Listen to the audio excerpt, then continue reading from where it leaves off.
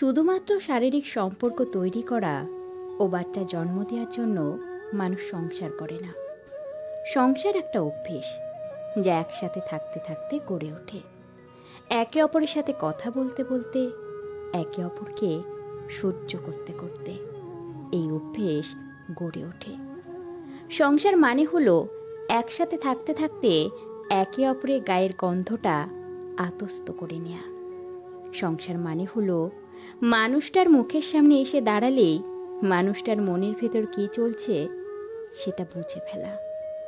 সংসার মানে হলো বড় অফিস থেকে ফিরলে এক গ্লাস জল রোজই মুখের সামনে তুলে ধরা। সংসার মানে হলো ছেঁড়া বোতাম সেলাই করতে করতে নিজেদের ভেতর ভুল বোঝাবুঝিগুলো মাঝে মধ্যে সেলাই করে নেওয়া। সংসার মানে হলো অ্যাডজাস্টমেন্ট, তোমার আমার থেকে আমাদের হয়ে ওঠা। সংসার মানে মাছের ঝোলে নুন বেশি হলেও চুপচাপ হাসি মুখে খেয়ে ফেলা। সংসার মানে হলো রোজই বিছানার ওপর রাখা নিজের পার্টনারের ভেজা টাওয়ালটা মেলে দেওয়া। সংসার মানে হলো বিয়ের ডেট, একে অপরের জন্মদিনের তারিখ ভুলে গেলেও মানিয়ে নেওয়া।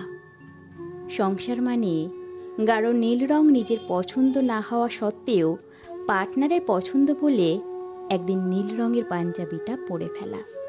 আবার তেমনি শাড়ি পরতে একটু ভালো না লাগলেও এক দুটো দিন নিজের পার্টনারের পছন্দকে গুরুত্ব দিয়ে একটা লাল টকটকে শাড়ি পরে পার্টনারের সামনে এসে দাঁড়ানো।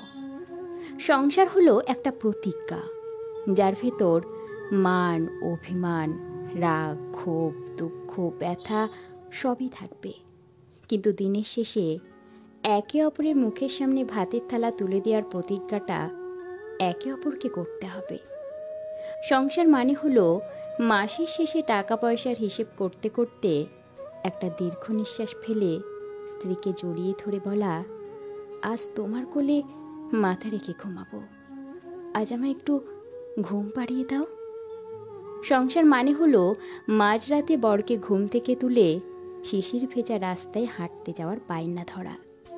সংসার করা সহজ, কিন্তু একটা সংসারকে প্রতি মুহূর্তে যাপন করা সহজ নয়।